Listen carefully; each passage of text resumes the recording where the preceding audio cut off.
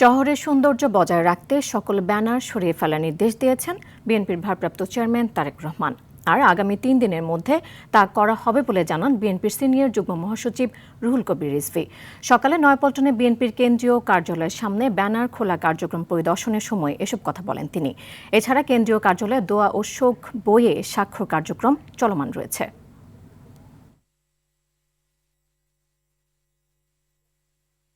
আমাদের ভারপ্রাপ্ত চেয়ারম্যান আমাদের নেতা বলেছেন যে আমরা স্বেচ্ছাশ্রমের ভিত্তিতে বিশেষ করে এই 3টি অঙ্গ সংগঠন যুবদল, স্বেচ্ছাসেবক দল, ছাত্রদল এবং মহানগর বিএনপি উত্তর দক্ষিণ তারা সবাই মিলে আমরা এই ব্যানার ফেস্টুনগুলো সরিয়ে দেব।